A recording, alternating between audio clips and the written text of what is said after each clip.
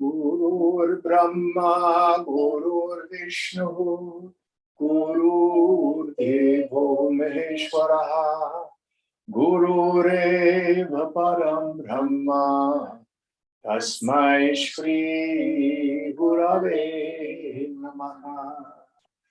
Chinmayam Vyapyat Sarvam, Trilokyam Sacharacharam, Tatpadam Darshitam Yena, Tasmai Shri Gurave Namaha. Tvameva Mata Cha Pita, Tvameva Bandhuscha Sakha, Tvameva Vidya Dravidam, Tvameva Sarvam Mama Deva Deva, Tvameva Sarvam Mama Deva Deva. Jai Guru. Yata sarvani bhutani pratibhanti stitani cha yatraivo bhashamam yanti tasmai satyatmane namaha. So for Lucas, that first chant is 3 verses from the Guru Stotram, the hymn to the Guru. And I do this out of reverence for my teacher. And then the second one is the salutation verse, which is actually the first verse of our text. So where are we now? We're on chapter 24, number 11, on page 249. Page 249. Ganesh, will you help us out this evening? Sure, Jim. 249, verse 12? 11. 11. Oh, it's the last verse of the previous story, Jim, so it's just one verse. Oh, we should have finished it last week. Okay. Adharadhe adharadeya vachaiva eka bhave vinashyatah kurutascha svanashena karyam mokshakhyam uttamam.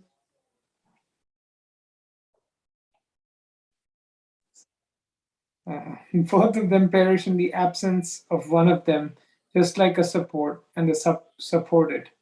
They accomplish by their destruction the highest object called liberation.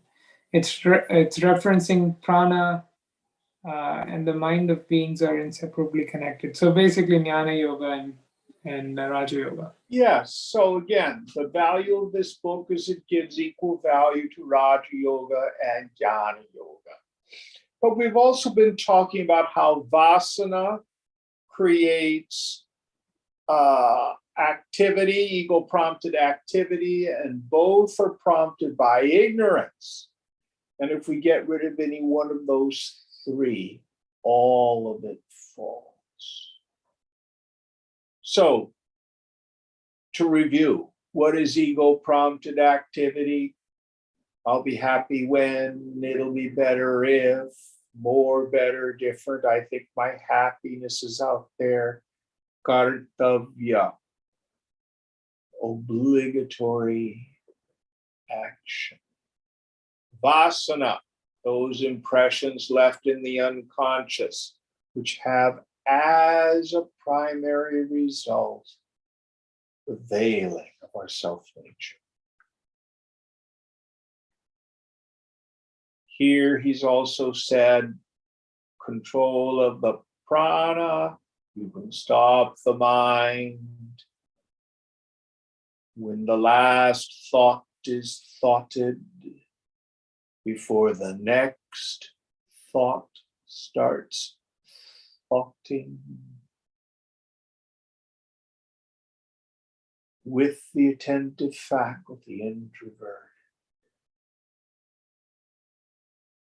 Who are you?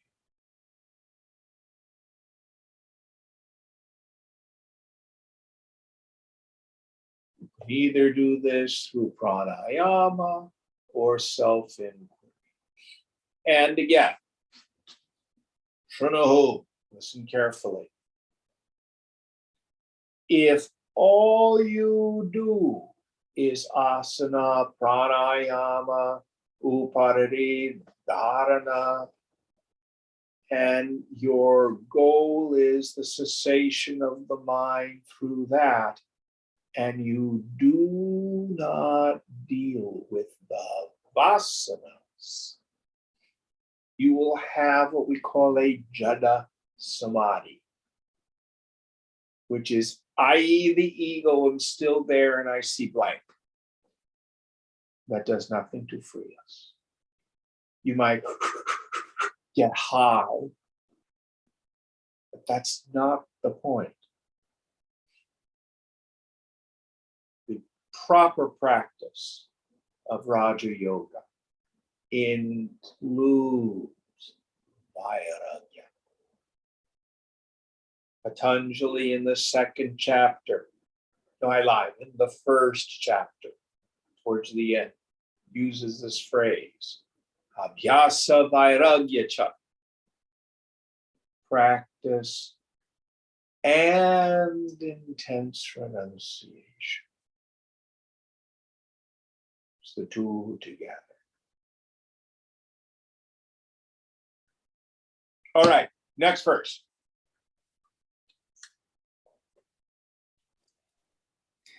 Vetalopakyanam, the story of a goblin. Shubhan akarnaya prashnat prasangat smritimagatan asit vindhyam ahartavyam vetalo vipulakritihi. Hear these auspicious questions which have come to my memory in this context. There was a goblin with a large body in the forest of the Vindhya mountain. So one of the things I love about this text is people from all classes of society attain self-realization, including demonesses. Remember the story of Karkati, a big fat demoness who used to eat people? And now we have a goblin, another form of the demonic. So he lives in the forest and he eats people. Next verse. Nirnimittam niragaskam puropyabhyagatam naram shudhitopi nahante hantyeshaha santohi nyayadarshakaha.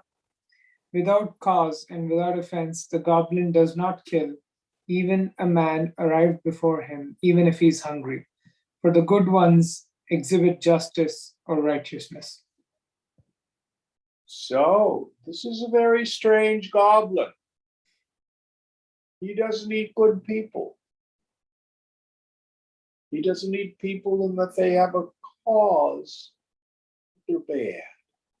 This is very ungoblin-like behavior. Let's see if we can find out why. Going on. Nishayam ekada praptam Bhupalam proktavanasau maya labdhosi rajantvam bhavabhoja namadhyame. Once during a night, he told the king who arrived, "King, you have been obtained by me. You become my food today." So there in the forest, a king is going through in the dark. He meets the goblin. You are food for me today. Why have turkey when you could have king? Let's see what happens. Going on. Rajauvacha cha nirnyayam mam chet atsi balat iha tatte sahasrada murdha sputishyati na samshayah. The king said, "If you eat me here by force, without justice, then your head will break into 1,000 parts. There is no doubt in this." So this king has some cities. He says, if you eat me by force, your head's going to explode. Why would that happen? Because it's unjust. He's a just king.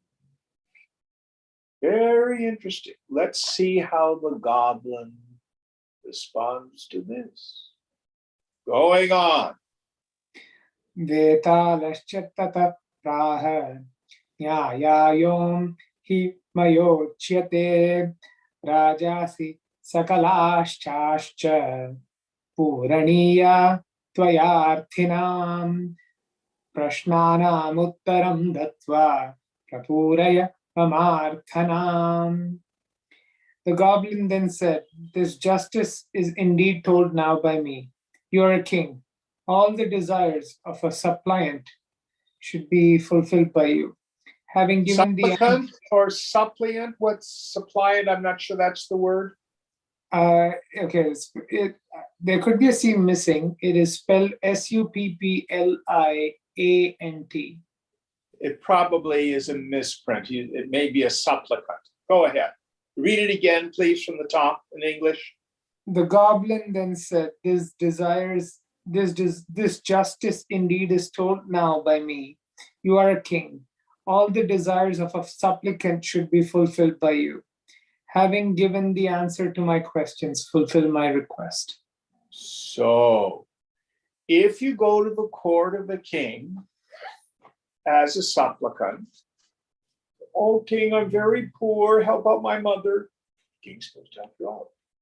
Especially if you're a holy person. It is the duty of the Kshatriyas, the royal kings, to support the sadhus. But anybody who needs help needs to have justice. So the demon says, "Okay, what you said is right.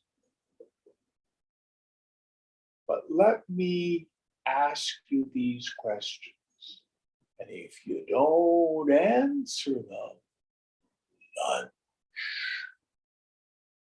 Let's see what the questions are and how the king responds. Going on. Kasya suryasya rashminam brahmandani krishanavah. To or before the rays of which sun the universes are small atoms. Read it again, please. I didn't quite catch the English. To the rays of which sun the universes are small atoms. Yes. So Surya, the sun. Now here it's a metaphor. These are allegories. So there's the sun in the sky and there's a ray of light. And what is that sun where the entire universe is so tiny?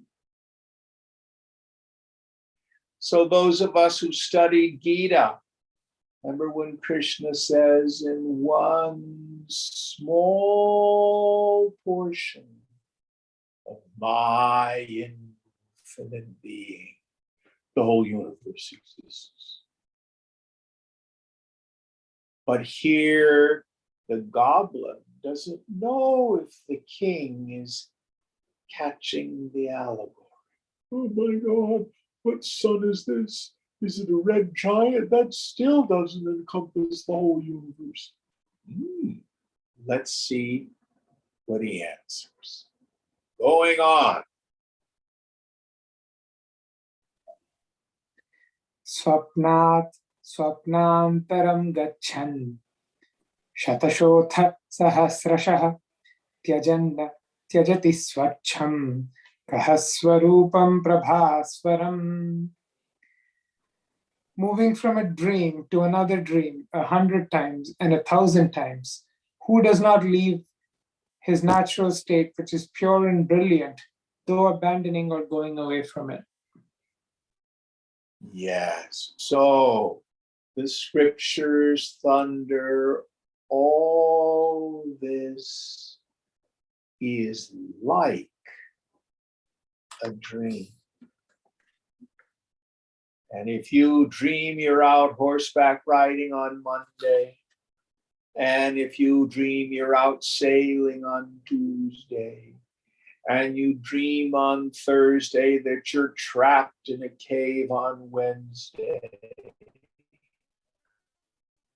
none of it touches you, the waker. You go nowhere. You're still there in your bed. So also, the dream of all these past lives, the dream of my youth, my adolescence, my adulthood, my old age. All of these are like dreams. Just like the swapna at night, the dreams at night never touch the waker. So also, sarvam idam swapnayati. All of this is, as it were, like a dream. And you, the witnessing consciousness, are never touched by it. You go nowhere. Now, see if we can get a sense of what he means by this. Do you incarnate into a dream? Do you leave the waking state and go to some other place where you are now incarnated into the dream body? Are you in the dream, or is the dream in you? Well, it certainly feels like I'm in the dream. But upon awakening, I see that the dream, with my dream body and my dream ego, my dream locus of perception, with a dream world outside and dream thoughts and feelings inside, all of it is in my mind. I am not in them, they are in me, Krishna says in Gita. So the truth is, I go nowhere.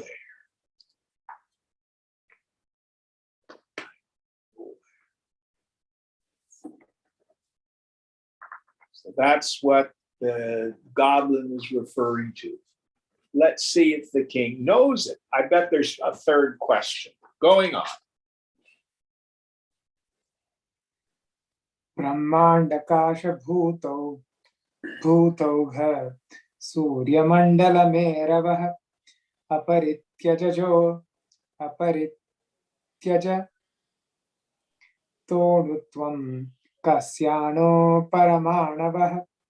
To which atom, not abandoning its atomic nature, the universe, the sky, the multitude of beings, the solar orb, and the Meru mountains are infinitesimal particles. So who's speaking there in that one? Is that the goblin still? Yeah, Read it again, please. to which atom, maybe I missed, no, to which atom not abandoning its atomic nature, the universe, the sky, the multitude of beings, the solar orb, and the Meru mountains are infinitesimal particles. Yes. So the consciousness, the self, is transcendental, beyond the beyond the beyond. But it is also eminent. It is here. And by atom here, we mean the subtlest of the subtle. Understand, the ancients did not understand our modern notion of atomic theory. Doesn't mean an atom with, protons and neutrons and electrons and stuff like that. It means the subtlest particle. So consciousness is that which is the material cause of everything. So when we speak of cause and effect, in our ordinary understanding of it, we have three elements: a material cause, an instrumental cause, and an efficient cause. So when a potter makes a clay pot, the material cause of the pot is clay. The instrumental cause is the potter's wheel. The efficient cause, the one who makes it, is the potter. This is the image that the Hebrew scriptures use. You are the potter, I am the clay. Yoga says no. Again, let's go to our direct experience. So in your mind's eye, visualize a coyote. You just saw one. What is the material cause of your coyote? What'd you make it out of? Consciousness. You cannot find a second substance. That's right. Where'd you make it? What was the instrument? Did you have to have fur and bone and stuff like that you keep in a drawer to make your coyote? No, it's buddhi. No. You are the instrument. Who made the coyote? I did. So in you, material cause, instrumental cause, efficient cause is one. It looks like two. I see my imagined coyote, but it is Advaita, not two. Macrocosmically, this whole universe comes about in the same way. What is the material cause of all phenomena? Consciousness. What's the instrument that the Lord uses?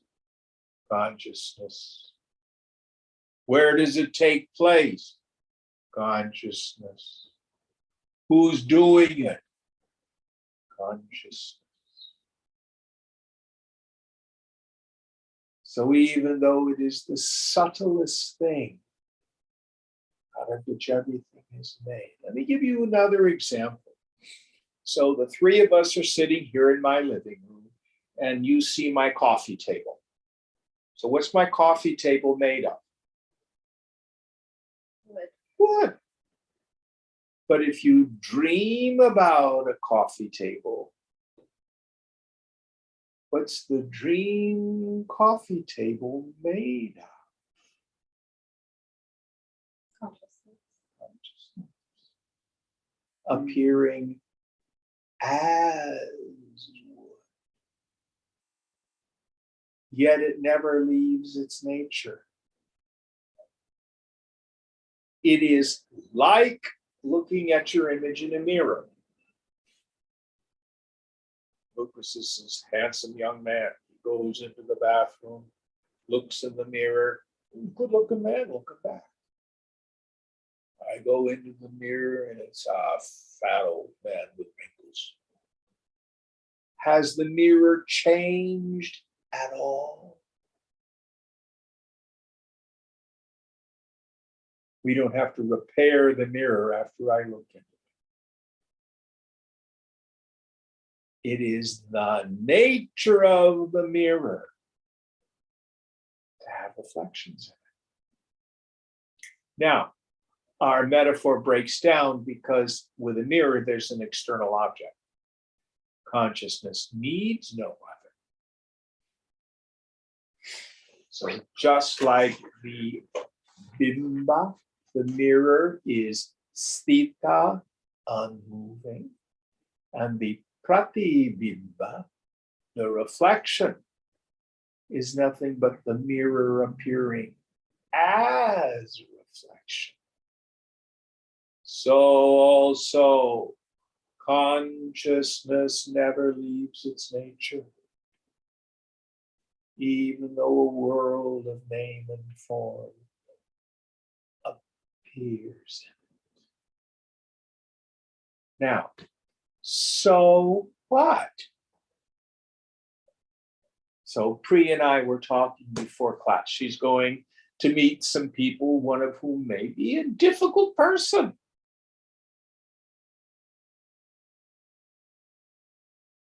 It's just indigestion in consciousness. Don't take it seriously. Pratibimba. It's just one of the Lord's reflections. And the material cause of this person, consciousness. No matter what she says, blah, blah,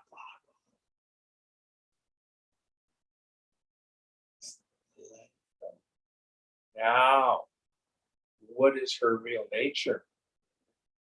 Satchidananda Upa. Her real nature is existence, consciousness, and bliss. You respond to that.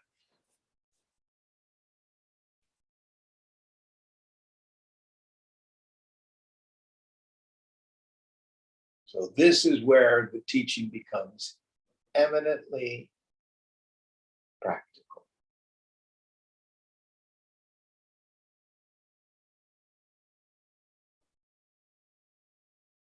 All right, so those are the three questions. My suspicion is now the king's gonna answer them beautifully. Let's see what he says. Going on.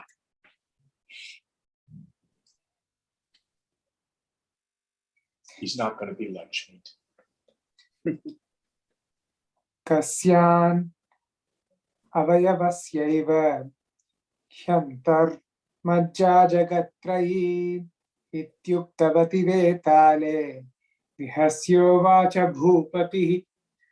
To whom quite devoid of a body are the three worlds, only the inner marrow. When the goblin spoke thus, the king said, smiling. Okay, so there's a fourth question. To whom, read it again for me, please. To whom quite devoid of a body are the three worlds, only the inner marrow. Yes. So you see a bone, and inside is marrow.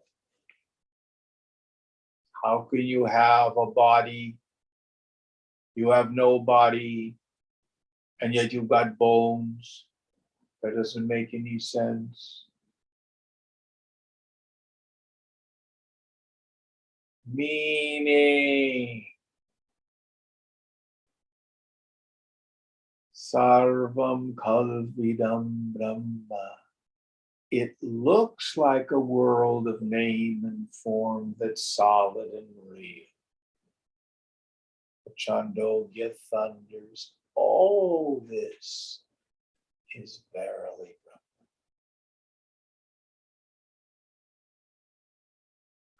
The self in you is other than your body.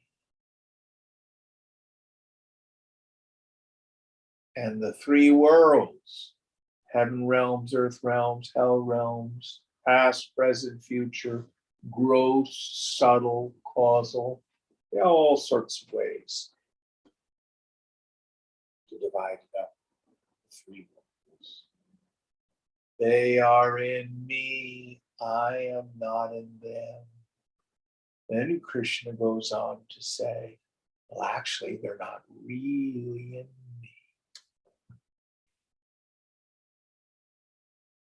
If you dream you have a coyote chasing you, when you wake up in the morning, there's not a coyote in bed with you. It wasn't me. Now I think our king's going to answer. Let's see what he says. Tvaya prokto hi chit suryah vijnanatmati bhasvarah sarvani bhuvananiha tasyaiva trasarenavah. The sun of pure consciousness, which is of the nature of knowledge and very bright, has indeed been described by you. All the worlds here are only its motes or particles of dust seen moving in the sunbeam. So if you've ever been in a room where there's dust in the air and you see a beam of sunlight, what is the relationless relationship between the beam of sunlight and the dust particles? Well, the dust particles illumine, the sunlight, the beam, illumines the dust particles. But the dust does not touch or alter the sunlight. So Surya is one of the oldest names of God in the Vedas. It isn't so much that the ancients worshipped the sun. It is a metaphor. The sun shines on the just and the unjust. The sun shines on the successful and the failure. The sun shines on the smart and the stupid.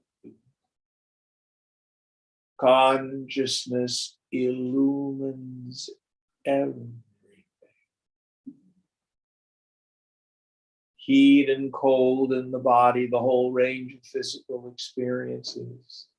Sukham, dukham cha, pleasure and suffering.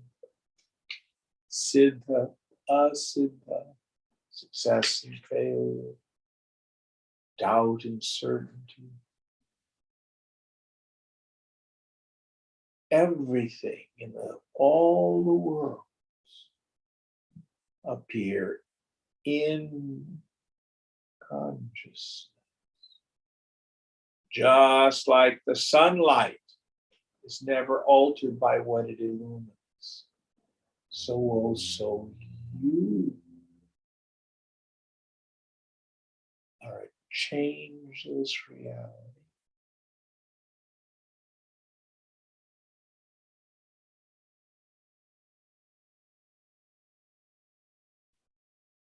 Next one.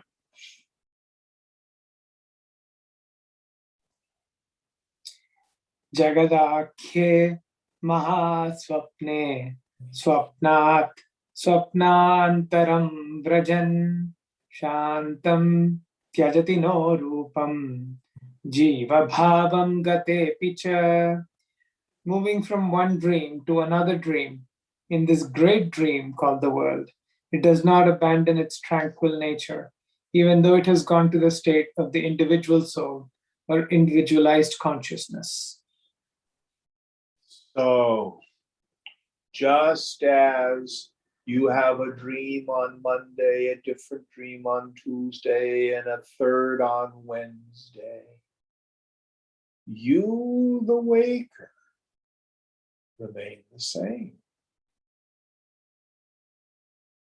Even though you become a dream ego in each one of these three dreams. What do I mean by a dream ego? I have a dream body and I think it's me. And I see a dream world that's other than me and I respond and react. That you are never touched by it. You're not crackling the drink.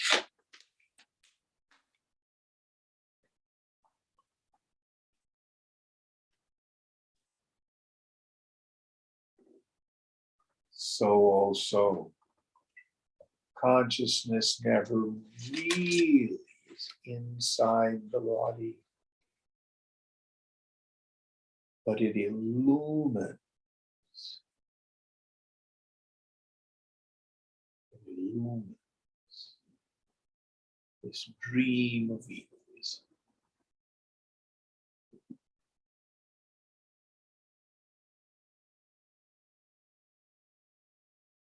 And from lifetime to lifetime, or in this one lifetime, experience to experience, self and me remains kutusta, still like a moment.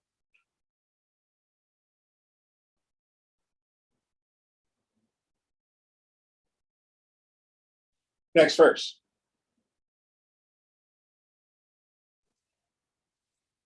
Sukshmatvat apyalabhyatvat paramat manuruchyate puratastasya mervadi paramanuvadevahi. On account of its subtlety and also unattainability, the Supreme Self is called atomic. Before that, the Meru mountain and others are indeed like infinitesimal particles only. Yes. So, time and space are creations of the mind. Let me again give you a microcosmic example of it. Individual. Close your eyes and visualize a pea. Now visualize an elephant. And now imagine you're in the Marin headlands in Point Reyes, looking out at the ocean, vastness of the ocean.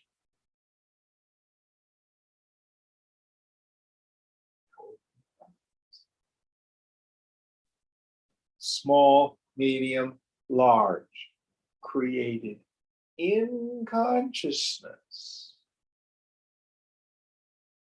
But you did not move. All this is no different.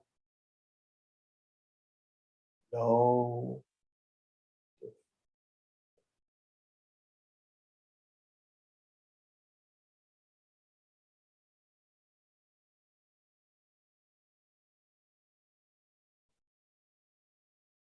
So the greatest mountain is in me. How big are you? That's your body.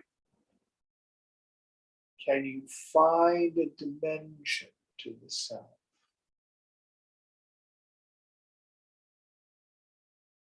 Yoga Vasishtha uses this term chid akasha, the space of consciousness.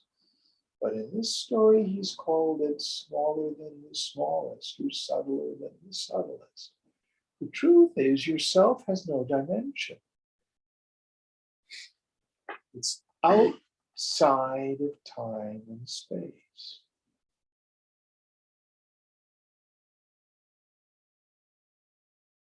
Don't believe me.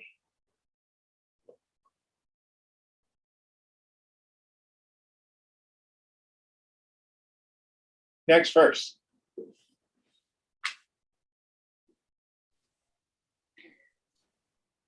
Sarva vayarupopi nirasthavayavah puman asya vignaptimatrasya majjamatram jagatrayam.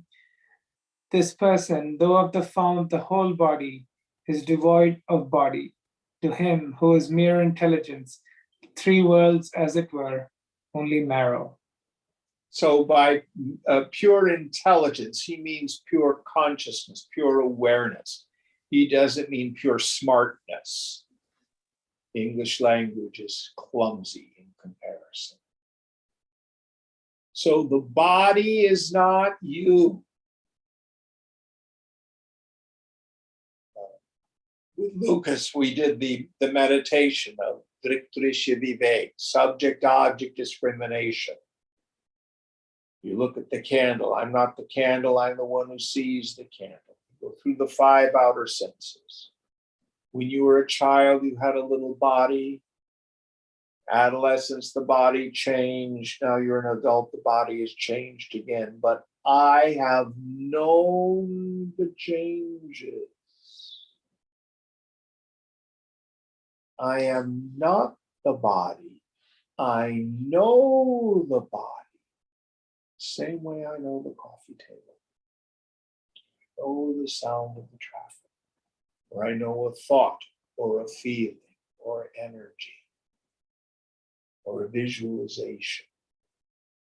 Subject, object.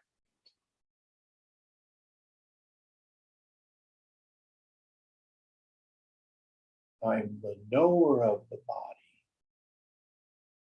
I am not the body.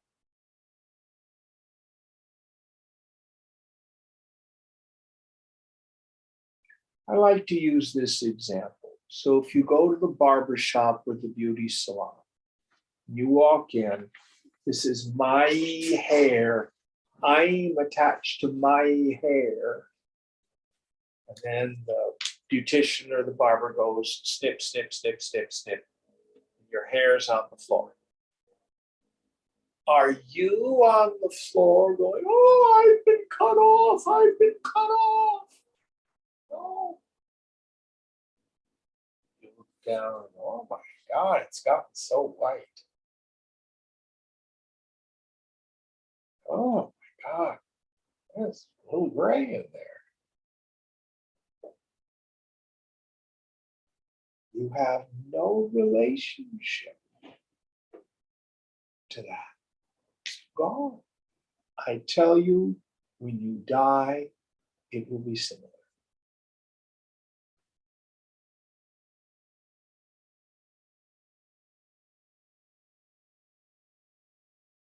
Right now, there's a silver cord that connects the subtle body to the physical body.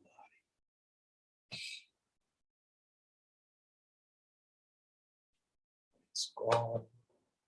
You are not that. Consciousness is even beyond the subtle body. We're not even your subtle body.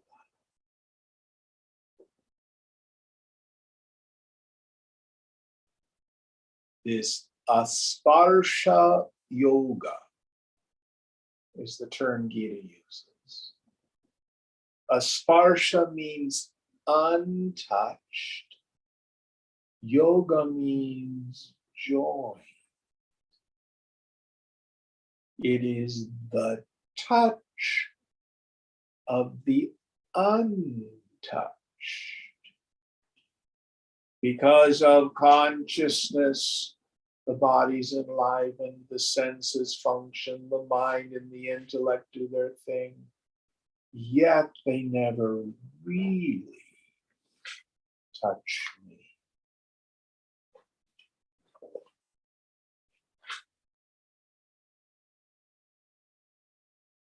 Next verse.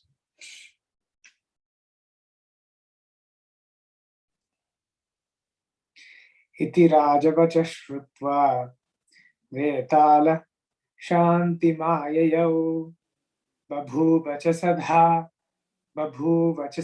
dhyani vismritya sakalam kshudham. Having thus heard the words of the king, the goblin attained to calmness. He became ever meditative, forgetting all hunger. So the goblin knows the king, in fact, is a jnani, a man of realization, a muni, a wise person. Can't eat one of those. It's not just. So he withdraws his mind into his self.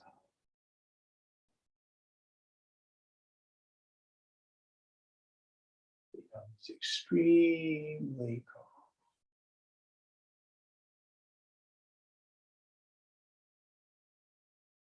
Now let's see what happens. Next verse. Jnana sadhanani, the means of knowledge. Samhritya sarvata chittam sarvatra samadarshinaha sthira buddhe amudhasya yatha praptanuvartinaha rajño bhagirathasya dusadhyamapi siddhyati. To one who is perceiving equally everywhere, withdrawing their mind completely, who is of firm understanding, who is not infatuated or dull, and who is conforming to what is suitable to circumstance, even what is difficult to be accomplished is fulfilled, as happened for King Bhagiratha. Are you okay? Yeah, I'm just using that. Okay. So here we have a list of things to practice and to accomplish.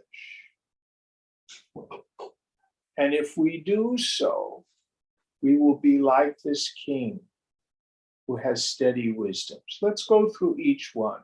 First idea. Perceiving equally everywhere. Yes. So again, this is an idea that comes straight from Gita, samadrishta, this equality of vision, being able to stay totally in the now, keeping the mind equanimous, so that a precious jewel, a lump of earth, a leaf, a paper wrapper, a flower, dog poop, all of it does not affect my mind. Keep the mind sthita, still.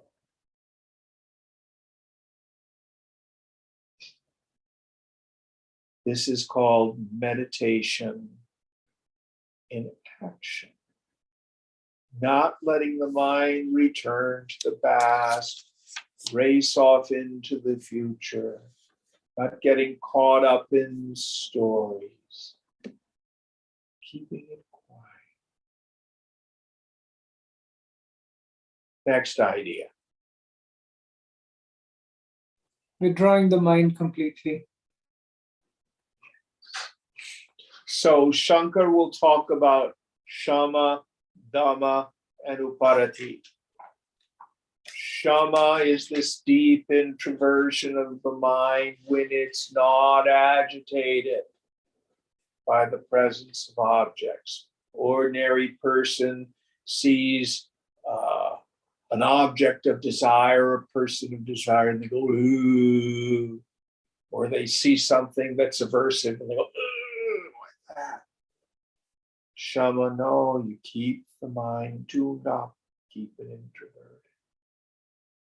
Dhamma, not letting our ideas from the past drive the mind down. Uparati is the same as pratyahara.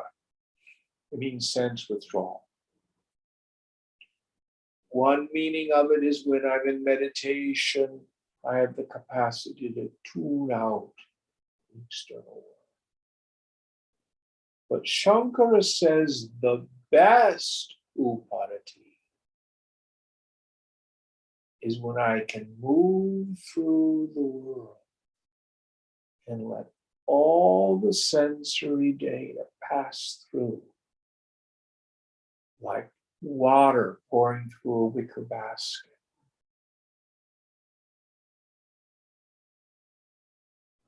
Cook your pasta on the stove, you've got your colander, you pour it into the water, just let it all pass through. Empty.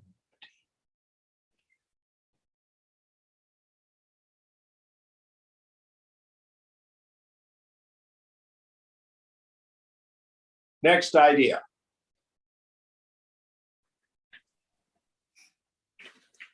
Who is of firm understanding?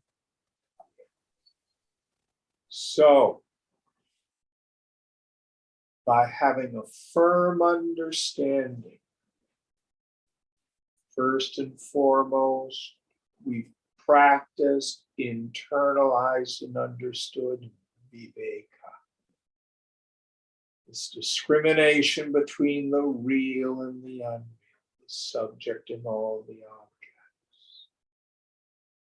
This firm understanding, the world comes about like a dream. It's all sankalpa, the will, the imagination of the infinite. Take it easy. Don't worry.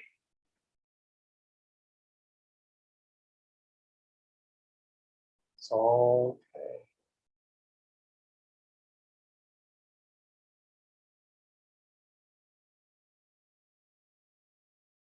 Next verse, or next idea, rather. Not infatuated or dull. Not infatuated or dull. Yeah. Oh, that's interesting. So, this doesn't mean a shutting down of our emotional nature. We don't get caught up in the reactivity of the world through insight. But we're not infatuated, meaning we don't have attachments to people or situations or outcomes. So, for example, going to this event, keep an eye out. Do you want them to like you? It's human nature. Well, we go beyond because we're yogis. You love as God loves. Remember, God has no taste. God loves people you and I would have nothing to do with. Your job is to love as God loves. Everyone, everything.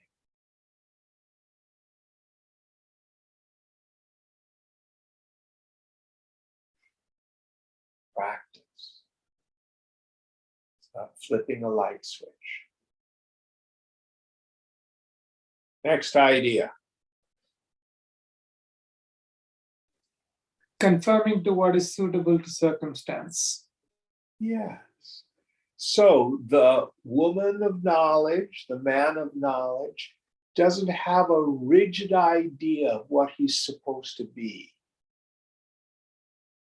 I'm not that kind of person. So when you're in a work environment, you are a worker among workers. When you're out with your friends, you're a friend among friends. When you're in a sangha, you're a yogi among yogis. You're not stuck on any idea of self. I can't do that. That's just not who I am. Yogi's getting all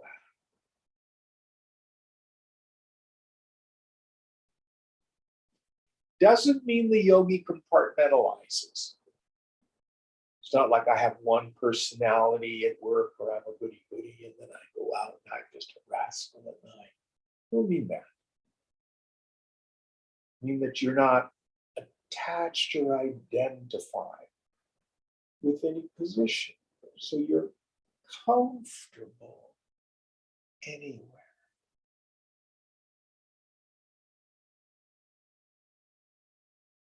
Next idea. And that's it. All right, next verse. So the person who has accomplished this is fit for knowledge.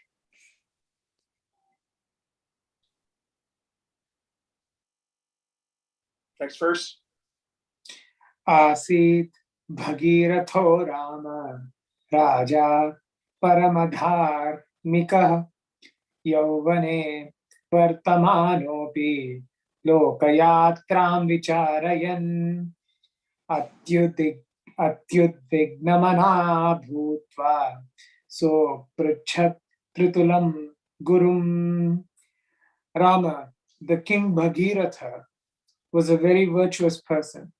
Though being in his youth, reflecting on the course of worldly life and becoming extremely sorrowful in mind, he asked his preceptor, Tritula, as follows. So this is another story. So this young man is of a pure mind and has the desire to know. He has subhej, auspicious desire. So he has a guru. And let's see what he asks his guru. Going on. Jara Marana Mohadi Rupanam Bhayakarinam Bhagavan Sarva Dukkhanam Kathamanta Prajayate. Revered sage, how is the end of all sorrows of the form of old age, death, delusion, and the like causing fear produced? So is there an end to fear? Is there an end to my suffering?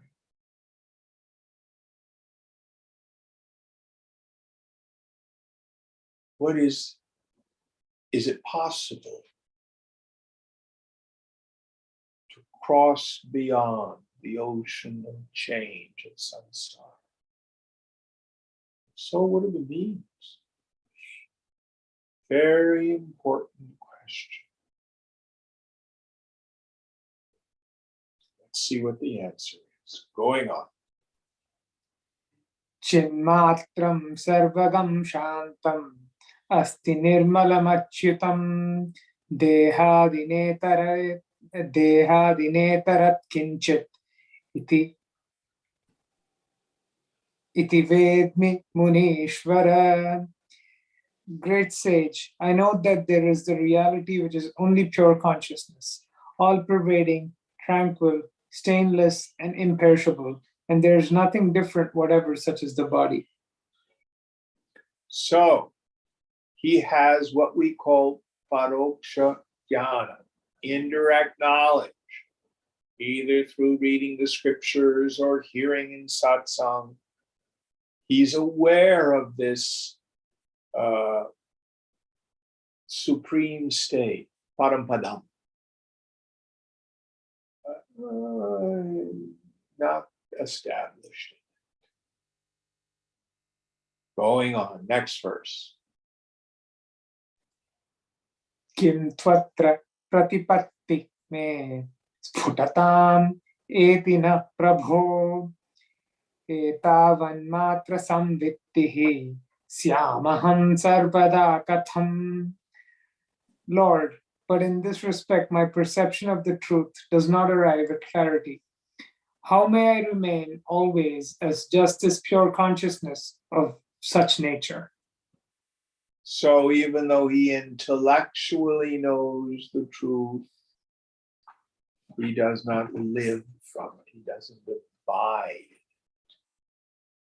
How can I have that shift from paroksha jnanam to aparoksha jnanam, direct experience, where without effort I live from that place?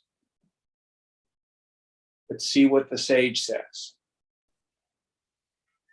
Tritula Vacha, Tritula said, Jnanena Nyeya Nishthatvam Eti Cheto Hrudambare Tata Sarvatmako Bhutva Bhuyo Gachet Najivatam. The mind attains to fixity in, or the accomplishment of, what is to be known, that is truth or reality, in the space of the heart through spiritual knowledge. Then, becoming of the nature of the whole, it does not again go to the state of the individual soul or individualized consciousness. Now, this term, the space of the heart, does not mean it is geographically located in the body. There are what we call upasanas, or practices for people's minds who are not yet subtle enough to receive the truth, that have us visualize in various centers. Kathopanishad at the end says, visualize the self as a flame the size of your thumb in the heart. But let's look at the deeper meaning of the heart, the spiritual heart. So, our practice doesn't want to be from the neck up. Just having a mind or an intellect free from thought. We also need to involve the emotions, manas. That means letting go of all struggle.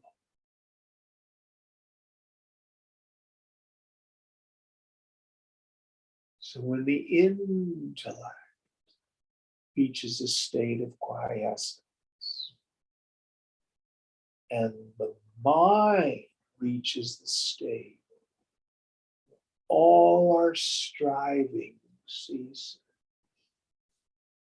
They burn. This is called the Hridaya, the spiritual heart.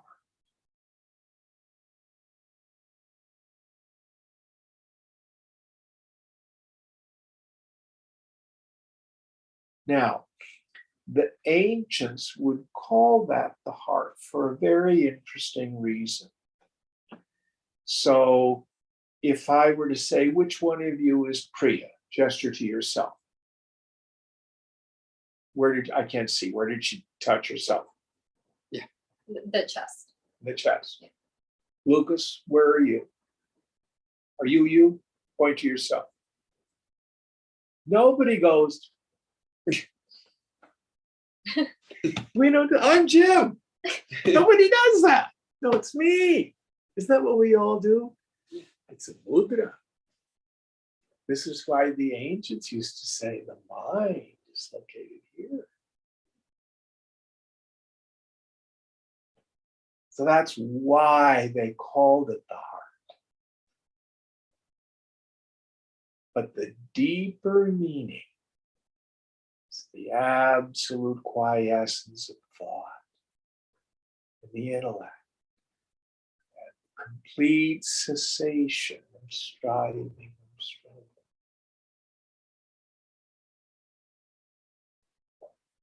That's what we call the spiritual heart. Now, with that in mind, If you please read the verse in English one more time, please, Ganesh. The mind attains to fixity in or the accomplishment of what is to be known, that is the truth or reality in the space of the heart through spiritual knowledge. Then, becoming of the nature of the whole, it does not again go to the state of the individual soul. Yes. So, this is what is to be done in the mind that's been made very, very quiet through discrimination and dispassion, through the practice of tuning up the mind. This is known as Shamadhi Guna, the qualities of Shama, etc. This intense desire to answer the question, Koham, who am I? In a mind made very quiet, with the attentive faculty introverted, in the space between the thoughts. Who sees the space and the thoughts?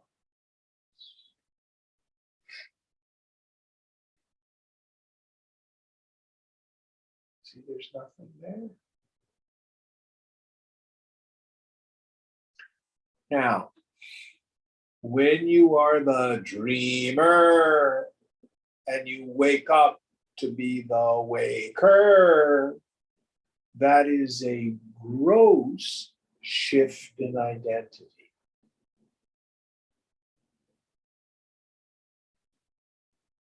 When you are the jiva, the ego, I'm a person, I'm jiva, but I quieten the mind, look within. That person falls. It disappears just as assuredly as the dreamer does. And then you see, oh, aham brahmasmi. I have that space of pure awareness. Chidananda Rupaham, Shivoham, Shivoham. I am of the form of bliss consciousness. Shiva, I'm auspicious.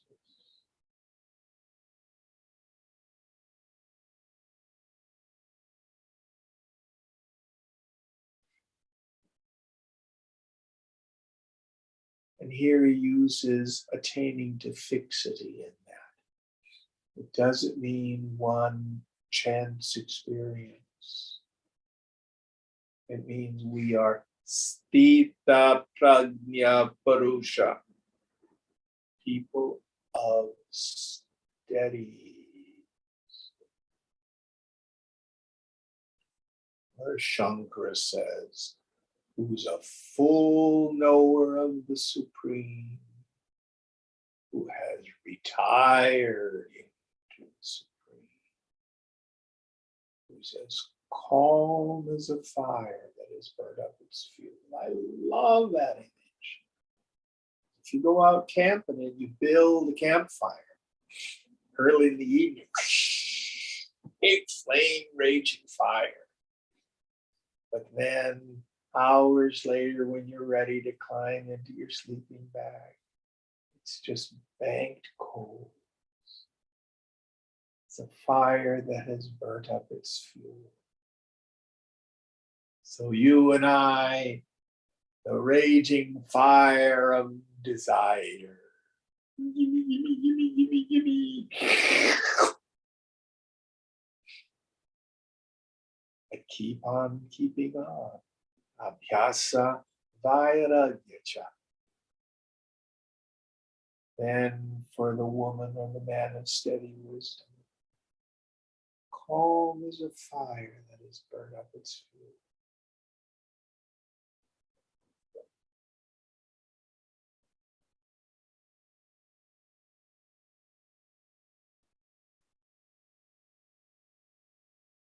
All right, we'll end here. What verse are we on for next week? 33, 35.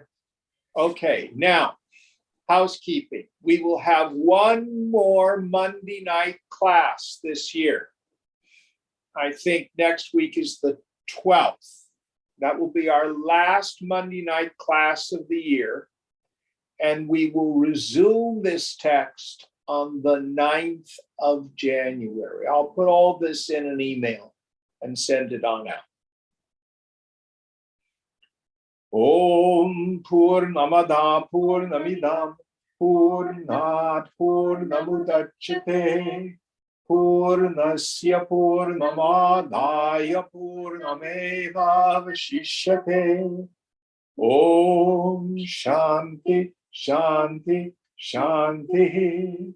Hari Om Sri Guru Pyo Namaha.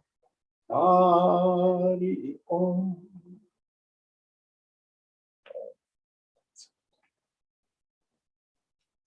Thank you all, and thank you, Ganesh, for chanting. Beautiful job tonight.